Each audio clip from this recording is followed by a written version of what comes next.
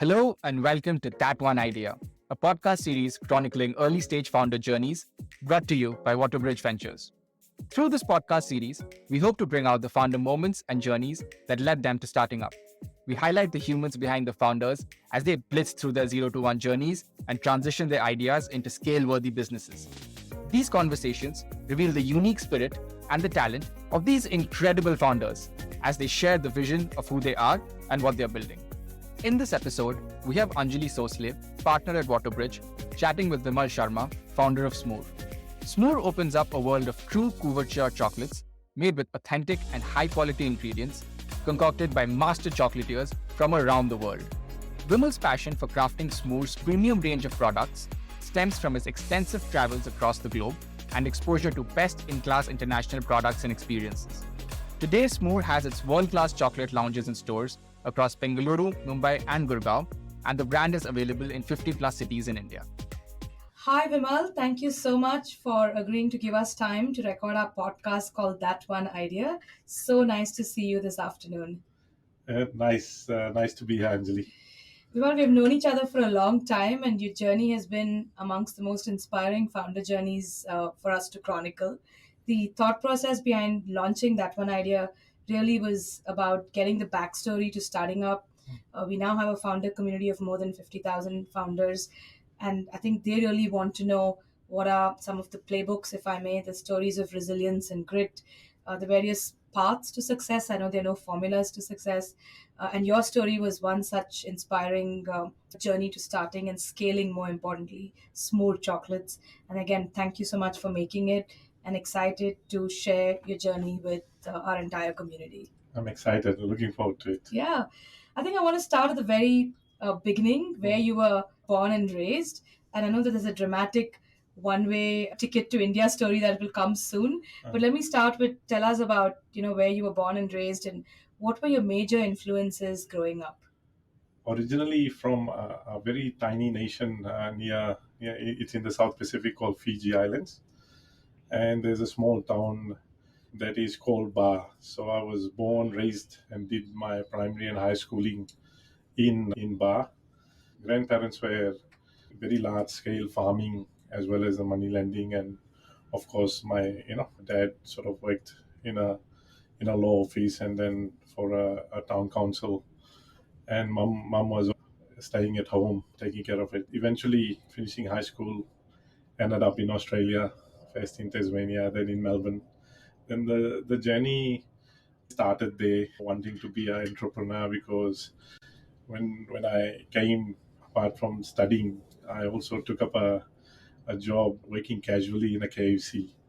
And at that time, the brand was owned by Pepsi. So a lot of working in different brands across with Pepsi, then moving towards the franchise side of things, where from a franchisor, you were part of a fund that started to own a lot of these, Restaurants and restaurants, QSRs. etc., and all that. Yeah. So, took the business to a certain level. Yeah. And then at the same time, I had very close friends that were really keen on doing something in India. Yeah. And before that, India was not known to me. So I was going to ask you that. Did you Yeah. have any exposure to India at all before you started Smoor? No, not All at right. all. Not at all. India was always exciting. Probably the closest I came was Singapore. Yeah. Had a lot of things around India through my colleagues who were in Pepsi and KFC, Yeah. how India was progressing, etc. So an opportunity came to do something, and the idea was actually born to start a product. There was as a group of friends. Initially I was more backstage, guiding them and seeing how things work out. That's how the journey started. Chocolate was something I love chocolates, and one of the persons who taught me some basics about chocolate was Kirsten Tibbles in Melbourne. She had a school called Seva Chocolate School. So I did a very short crash course, but most of the time when she was teaching me, I was more Tasting. indulging the Yeah. chocolate. So there was a lot of one and going back and forth about chocolates with her. Coming to India was exciting because of fundamentally born, raised in Fiji. We are Indians, right? So there was a lot of things we try and replicate. We see in movies, we see food, and we see it in the culture. So it was always something that excited to come to India. Yeah. You And know, was chocolate something you always originally wanted to start with, or you dabbled with different opportunities, maybe even a QSR chain, yeah. before deciding that chocolate is what it is? No, India, it was very clear mind. Came Yeah. with a very clear mind that it will be chocolate. Okay. Of course, along the journey, we diverted here and there Yeah. with the chocolate, but chocolate was always something The core to excite, ingredient. because when you look at it, there's a saturation of coffee brands. People go to coffee, cafe, sandwich, all that. Yeah. There was nothing specific related to chocolate. Yeah. Like Cadbury had the entire market of dairy milk. So the consumers knew the brand more from the dairy milk route. I it's sweet. Yeah.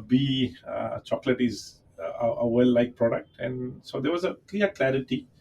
We will do chocolate, right? And almost 12 years ago now, Yeah. you thought about starting in the premium segment. And of course, today everyone talks about the premiumization of India. And we were speaking about how instead of hatchbacks, people are buying SUVs. Starbucks latte costs like $4, the same $4 globally. But what made you decide that you wanted to be and play in the premium segment almost like a decade ago? Yeah, it's an interesting one. We felt every country somewhere along the line has an iconic premium chocolate brand. Yeah. That they have grown, right? Godiva existed 20 years back, right? And then if you look at it, Lindt existed, and etc. So at that time, India did not have anything of that nature at all. Chocolate was a very cheap commodity, and the pricing and the challenge. And at that point in time, there was a boom also in the IT, where IT people were going out of the country. Every time they came back, they used to pretty much pack. Bring Lindt chocolates. Yeah, and it was the same story when in Fiji, right? When we used to be young and people used to come from abroad. And the only thing we used to look out for is that boxes of chocolate that used to be picked up from the duty free store. So there was a gap in the market, and we seized the opportunity. We thought, let's go the premium route, and it was not easy. So I remember when we hired Kanchan, who is our chief marketing officer. So she came to meet me, and then the first thing she asked me, what is a price of a pair piece chocolate? And I very clearly remember it used to be 35 rupees. And she said, 35 rupees for a box? And the fact was, I gave her a 16-piece box.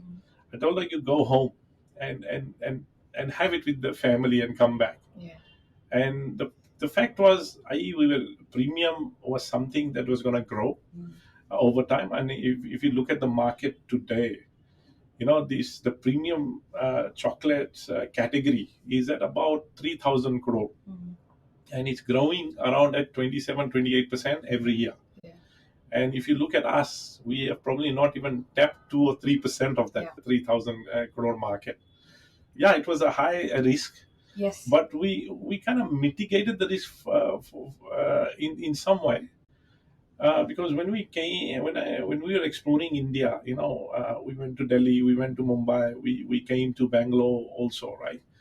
And setting up a manufacturing plant requires humidity control and all that.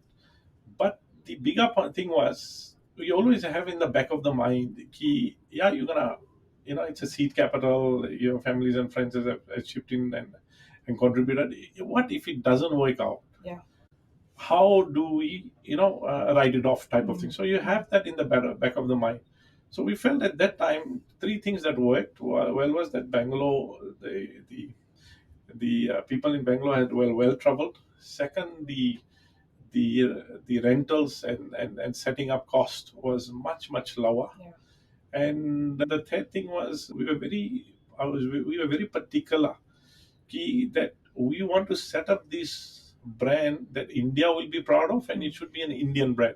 So we were very focused that the entire core team from manufacturing has to be people from India, right? We wanted, it's apart from driving the business revenue, profitability, investor, we feel that we have a sense of duty and responsibility that those who join the family, we should also take care of their career growth. Yeah.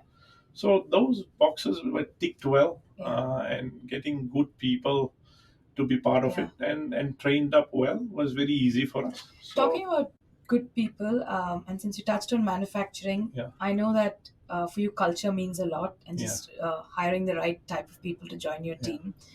And one of the things you've said previously is the challenges that you initially faced in hiring the right type of talent yeah, for the confectionery industry, especially given that you have to set up manufacturing on your own, and just your openness and willingness to hire people from eclectic backgrounds, right? yes, So just take us to setting up that plant, hiring those yeah, first, 10, 20 specialists, yeah, and just bringing in your core team around yeah. you. Yes, it's if I look back at the journey, and the best part about it is that in the journey when you look at it. So when we went out looking for people, right? There were certain categories. So we at one, one was to set up the manufacturing and then open the chocolate lounge. So one of the things it was very clear that the chocolate we know, the chocolate we want to produce, which was a true couverture chocolate, the skill set in India at that time was non-existent, Yeah. right? If someone was a pastry chef, right? Yeah. Chocolate was just a byproduct. Mhm. You melted it, you molded it, and you did it. Whereas here, there was an expertise in terms of what kind of chocolate, how do you temper it, how do you mold it, how do you spray it.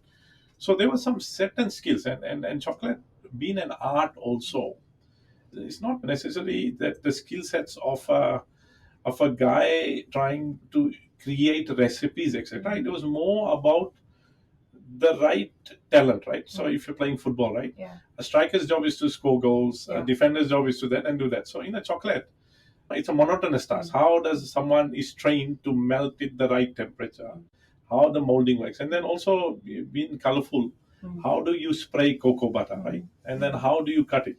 So now we transferred that into certain skills of people. I remember when the factory was getting built, Yeah.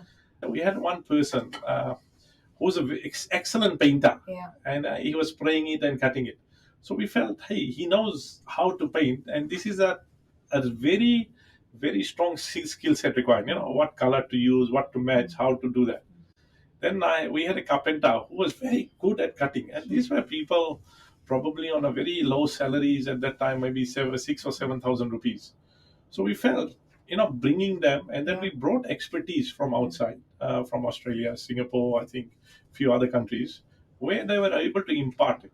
One of the fascinating things, one of the observation from one of our chefs that came from Australia, she said, Vimal, one thing I've noticed here, if you show them and teach these beautiful people what is required, it is unbelievable how every minute, the hour goes by, they continuously do the same thing, and they are very quick learners by looking at it.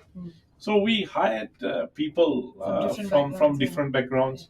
We also brought in a blend of chocolatiers, Yeah. mainly from abroad, from Sri Lanka, from Australia, etc. I remember we were going to Ramaya College, and there were graduates, and they all wanted to go into the hotel industry, right? Because the hotel was the big five-star thing, and it was a very difficult task to talk to them about telling that you're going to be part of a chocolate Confectionery. journey, and for them, chocolate was very foreign. At that time, my accent was very strong Australian, so I think that helped me Yeah. attract these guys, Yeah. thinking that, hey, it's a foreign brand. Yeah. We'll probably get we'll Better get pay. a better pay, not Yeah. pay. We probably have a chance of going to Australia, not, because at that time, Yeah. people are always looking to go out of India. Aspiring to travel abroad. Yes. Yeah. So I think that might have helped, right? Yeah. Oh, he's Yeah. from Australia. He might Yeah. be able to help us. And just to give our listeners a sense of scale, tell us which year you set up your first manufacturing facility Yeah. and what the capacity was, like the first batch of chocolate, and today what scale you're at. Yeah. I remember about 2013, right? Yeah. That is the time when the production started. Yeah. We used to be really excited if there was a 9-piece box order would come. We think the world, Yeah. it was like such fascination, right? Initially, we probably started off with maybe 15, 20 kgs a day. Yeah. We probably, let's say, 250 kgs Yeah. a month. And today, if you look at it, we are probably closer to about 12 to 13 tons Wow. a month that we produce. All shape sizes. Yeah. And then initially when we started, it was probably only 15 different varieties of praline, and there was it, and then some nice chocolate beverages, and maybe 15 SKUs. And today we have close to 450 SKUs. Yeah. And initially we only used to do products that were about 10, 15, 20 days shelf life. And there was a big struggle also at that time in importing raw materials, right? There was certain raw materials like that had to come from France. Chocolates were used to come from Belgium. So these were all the real challenges we faced. But one thing for certain, we always said that we will never deviate from the quality. And today, when you look at it, I remember only about a couple of weeks back, we decided, to give out stock options. Yeah. And I was so happy that the group of people we gave stock option, out of that, 25 of them are our original employees. Wow. I've been with you from day zero. Yeah, and then building their wealth, like they were in tears, to say, oh, I can own shares in this company. So it was quite a nice journey. But scaling is there now. Now going from 600 kgs, or now to about 12, 13 tons, and now we're trying to plan ahead to see how we can produce 20, 25 tons in the next 2-3 years. So a lot of changes, a lot of technology is coming, a lot of machineries have come in. Yeah. So another thing I wanted to ask you was on format, distribution format. That's one thing you also did differently, and you were the first, confectionery brand, not just the first confectionery brand, but you chose the EBO route, and you set up your own cafes and shops where people could touch, feel. It's almost like an experience to buy a Smoor chocolate, right? What made you choose that route over like traditional classic FMCG packaged distribution? Yeah. To me, if the chocolate has a lot of romance, chocolate has a lot of touch and feel, taste palette, right? So when you first coming into a country that doesn't know what couverture means, doesn't know what chocolate means, now you take the route, you really have to have the customers actually consume it, experience it. Now the best way to do that was to do it in a cafe or a concept, because even if you look at Lindt today, right? Lindt took that route, and now they're coming into cafes. Godiva is doing the same thing. So we knew at that time that this is the new way of eating chocolates. There's a traditional way, just by the bar of eating it, and there was a new wave that was hitting. And we're seeing that also in the coffee now. You see roasteries, the smell, the touch and feel. So it was the only way to go, Anjali. The fact was that is the only way. It was a winning way. Of course, it was capital intensive, but to get the sense of the customer, the pulse, and then seeing the product consumed, and also packing it yourself. So you had to have the end-to-end supply, because at that time also cold chain logistics and all that was challenging. So, if this chocolate melts at 22 to 25 degrees, so the way you pack it, you explain to the customer. And also at that premium pricing, right? If someone is buying for gifting, you have to match that, right? So that is something we learned from probably luxury brands. I remember when we went to, did the observation in UB City. At that time, UB City just opened and luxury. So we had to match that. And then if you go to Europe, that's the way it was, right? So that I guess, so that was the only way. And I know that for a restaurant business, a QSR business where you want people to come in, and you were that too in the luxury space, and it was an offline led business, then the pandemic hits. So if I can just fast forward to a decade now, when the pandemic has hit, and up until then you didn't have a significant D2C, or in your world, the cloud kitchen led business. But take us through just navigating 2 years of the pandemic, being in, like I said, the restaurant business. What were your first thoughts? And I feel you're one of the biggest stories of resilience that have come out. You've come out stronger on the other side of the pandemic. But take us through the early months, the first national lockdown. What went through your mind? how you pivoted and get up the business to survive the pandemic, and how has your business changed since? Pandemic is something that always I'm gonna probably cherish it more Yeah. from the Smoor brand point of view, Yeah. and what a learning it was for us, right? Now, if you look at prior to pandemic, here it is, we have outlets, experience, people come and indulge in. Yeah.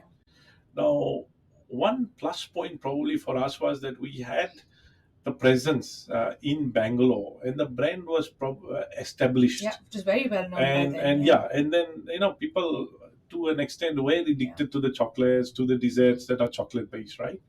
So when the pandemic hit, right, the good thing was the brand was established, the product was there, and people were craving for it. Now, the challenge we had at that time was, at that time, probably our online business was maybe 10%, and offline was 90%.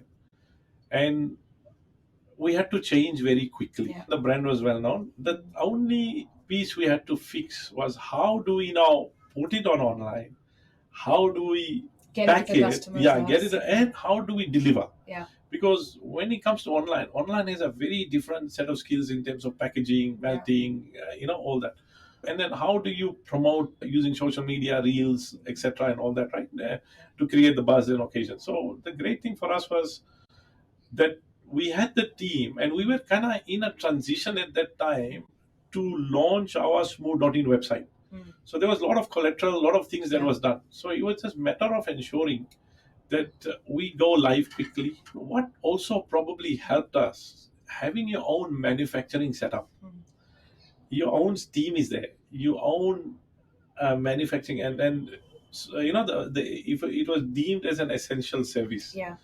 Now, while having your own setup, it helped us to be able to control the supply chain and produce the products that was required. And in many instances, companies probably outsource it. Yeah. I understand the reasons for it. And then they are quite reliant on everything else. Yeah. I was very particular that our original investors, right, they are very people focused. To them, people means everything. They were also very clear that at any cost, Vimal, we will retain our people. Yeah. And even if we have to write checks from our own pocket to support them, we will do that. Yeah. So that gave me the confidence. The investors gave me the confidence that you go, you do what is required, and back end we will support where you need it. So retaining the people and giving them the confidence, you are here, your salaries are getting paid. Let's build together. And then at the same time, our staff also came to us saying, look, I'm only doing X amount. I'm ready to take only 30-40% of the salary because I'm not doing justice to it. Yeah. So with that, I having the manufacturing setup. Yeah. Second, so that's when your asset, the lounges, the bricks and mortar became both. So we said, wow. So we turned those assets on.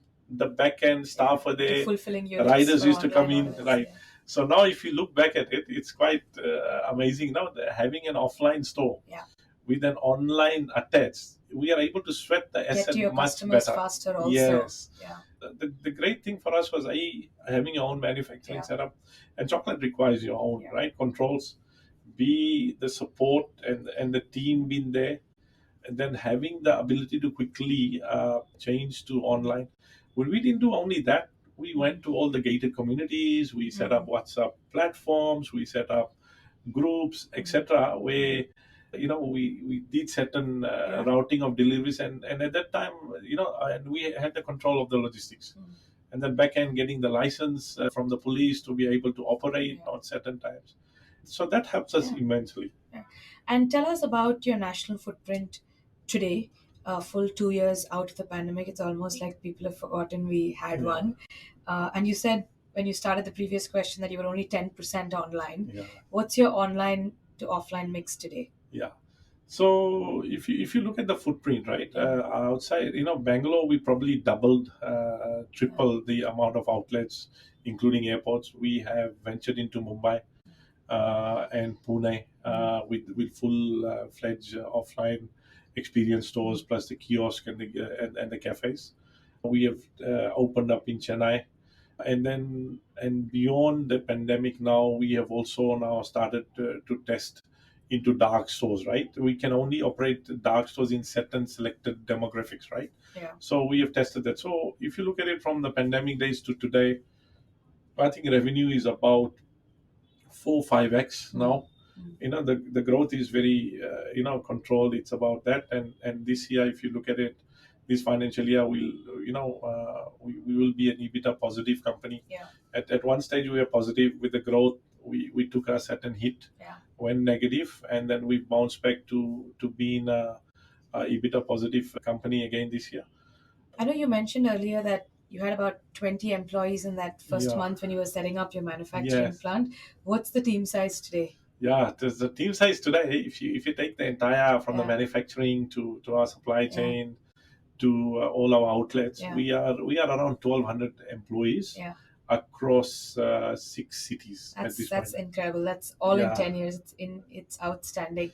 And take us through how consumption patterns have changed during this time. Yeah. Like when you first started out and when you chose Yeah. out of box chocolates, people walk into a store, Yeah. pick the chocolates they want, and then now expanded to several other SKUs. We have some of the SKUs Yeah. here as well.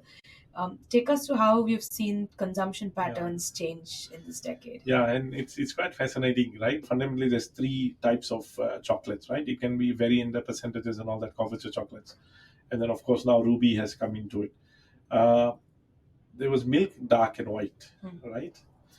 When we first launched and when we were doing 20 kgs a day, or 500 kgs a month, if you look at it, a 500 kg, 200 kgs used to come from white chocolate, and 200 used to come from milk, and 100 used to be dark. And when we had the chocolatiers from Australia, and I used to be very fascinated, saying white chocolate versus dark chocolate. Now, so initially that was the trend. Now, if you look at it, if you fast forward it now, if I take that 500 number, today, it'll be very hardly will be 50 kgs will be white. Wow. And let's say 200 will be milk, right? And then the remaining is dark. So that's how it has. If you fast forward it, and we are pretty much, our pattern is same across the world. Wow. And one. So the Indian chocolate consumer is now on par with the global consumer. Absolutely. Yeah. But the consumption has to increase, right? Yeah. If you look at it today, per person, even if you look at it, a per person annual consumption of chocolate in India is about 250 grams a year, right? I certainly consume a yeah, lot and more, even if you bring it to the premium segment, right? Because abroad, the buying power and all that. If you bring it down to, let's say, 40% or 30% of the population, right? That 200 grams will probably go to 650 grams. Yeah. But if you look at Switzerland today, it is roughly 10 kgs per person per year. Okay. So this consumption number is definitely increasing. Yeah. And especially in the premium segment, it is probably at about 20-25% growth. Okay. And the only challenge India has, that if you take, for example, a country like Switzerland, right? The chocolate is a culture, and it's an indulgence. Yeah. India's indulgence is mithai. Mithai, right? yeah. So, and then also India has the weather is quite hot, and it's not as cold, right? Yeah. So that is a challenge we face to say, okay, if that's the case, what is the type of product you create for summer? Yeah. Right? Do we take chocolate into beverages? Do we take chocolates into ice cream? Yeah. To continue the consumption of chocolate, right? Yeah. And what works well, right? With India is, mithai will always be. Can we, the innovation can be around the chocolates marrying with the mithai, right? I'm in awe with the Bombay Sweet company, right? The other day I went, because I love the Indian snacks and all that. So the other day I went, it was like they had a chocolate bar, a bar with some of the bhel puri spices on it, and it was amazing, right? Yeah. And this is fantastic for India. Yeah. That they can take a traditional chocolate that worldwide is probably more authentic towards dark and all that, and infuse that Indianness in it, right? I also want to touch upon localization of ingredients. Has that changed for you? You spoke about how consumption patterns have changed. Yeah. But early on, you said you were heavily dependent on importing chocolate Yes. and other ingredients from other Yeah. places. But have you been able to localize some of your supply chain and some of your ingredients today? Yes, if you look, we had to do that, and it is taken a little longer. Yeah. So the one thing probably we still work in progress is the raw material itself, called the couverture chocolate. We have probably cracked a very good quality sugar free dark chocolate where Yeah. we manufacture from scratch in small batches at the moment. Yeah. But if you look at ingredients like butter, if you look like ingredients in terms of cream, in terms of nuts, all Yeah. that, these are all localized. Hmm. And initially also we used to import a lot of packaging from China, etc. But now we've worked with printers, printing companies, and with our expertise. Now all Everything's our localized. everything comes locally. So the packaging comes locally in terms of the certain ingredients that come from it. Chocolate probably give and take another 2 to 3 years from Yeah. today. Probably certain raw materials we probably look at importing. Then we'll also probably tap into the Indian farmers. At this point in time, we feel that even though there's a big crave about bean to bar and local, we probably feel that it's probably 2 3 years away from us to be able to work with that product in terms of the quantity, in terms of the consistency of Yeah. the product. And since it's a relationship driven with pharma and us, we will have to also look at investing with them in terms of fermentation and all that. So there will be a journey there. We will in future will invest with farmers and work with them to produce it. But in saying that, the quality of chocolate that we are buying, Yeah. we are also seeing those companies are now setting up manufacturing plants in India. So because I feel they also feel that there's a big demand Large for it, market, so it's become much easier. Yeah. Yeah. And so definitely that's Got the it. way to go. Just back to you as a founder, right? Just your journey this last decade.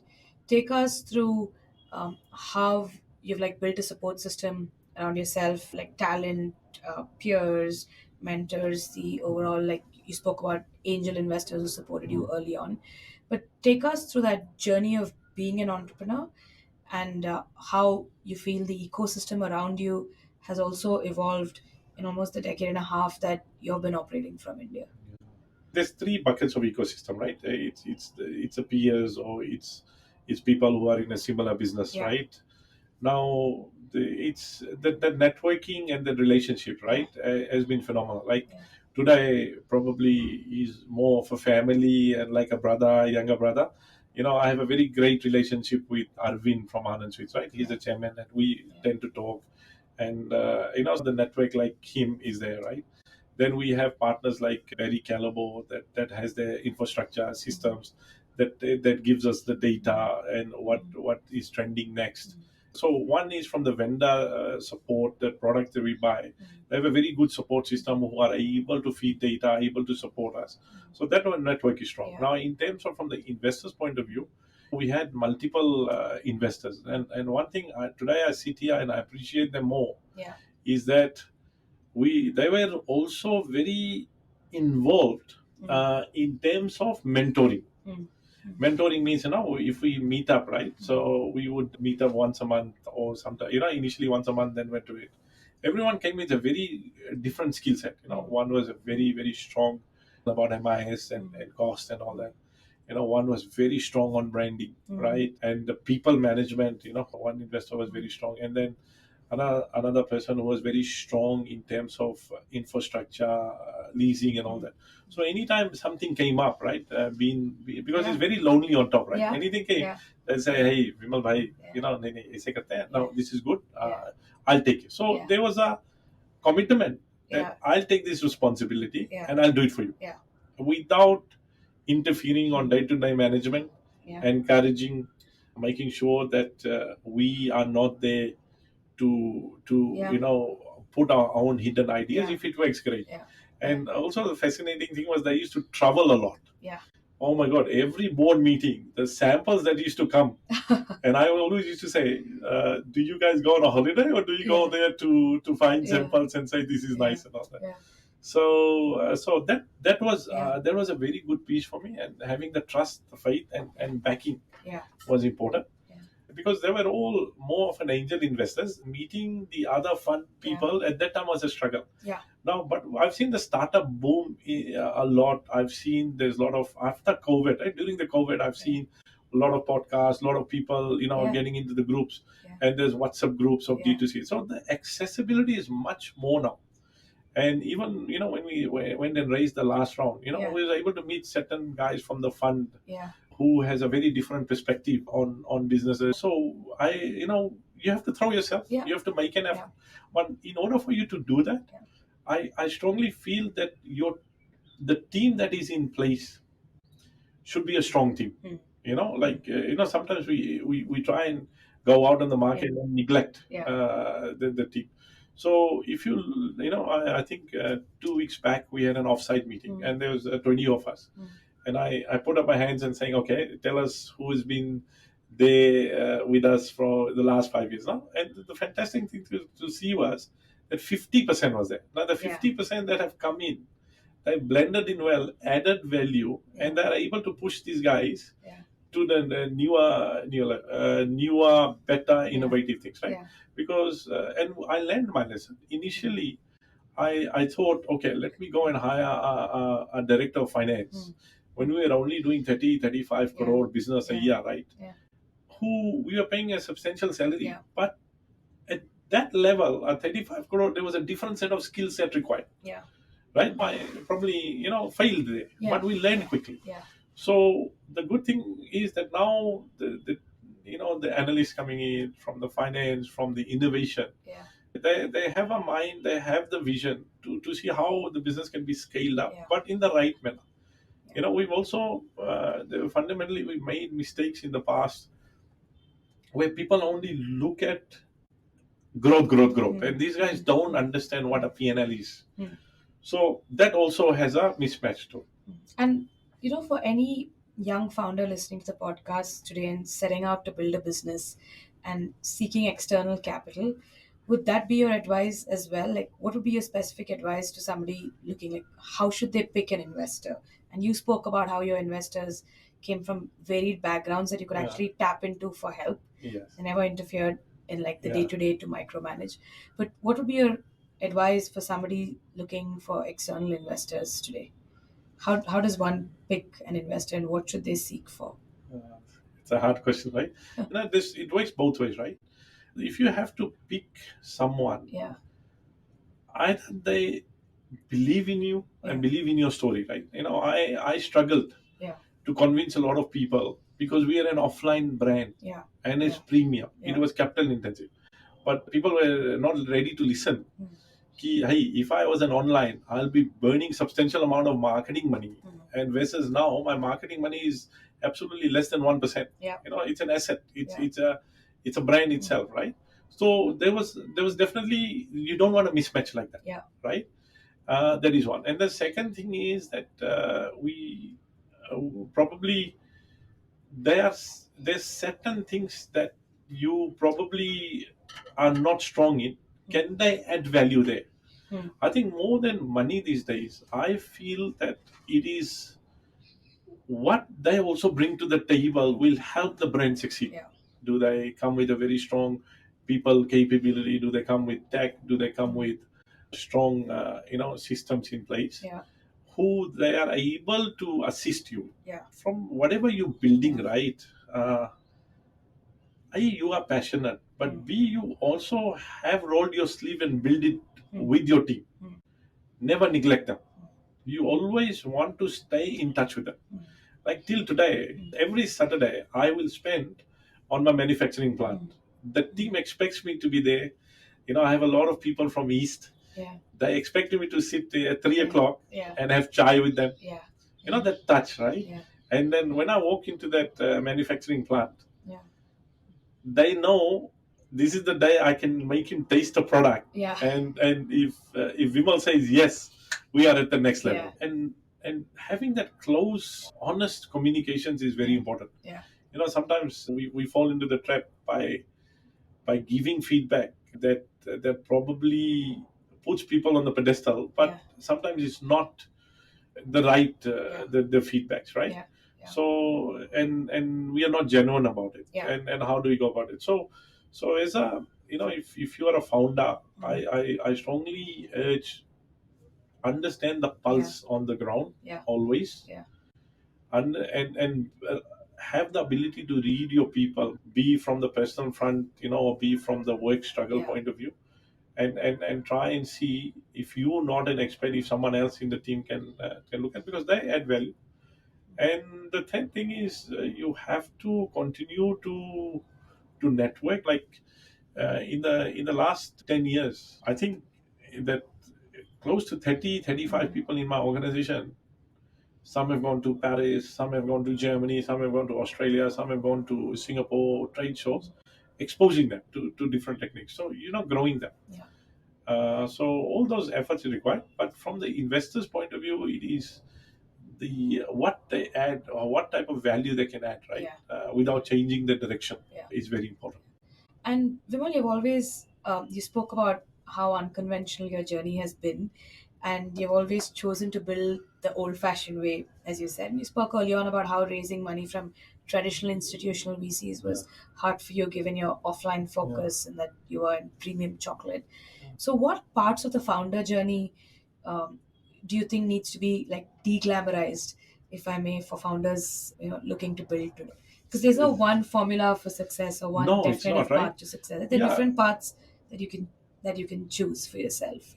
I think so. I mean, if you look at our Smoor brand, right, today, hey, you walk in, you have a nice indulgence of chocolate, desserts, gifting of chocolates, and it's a cafe.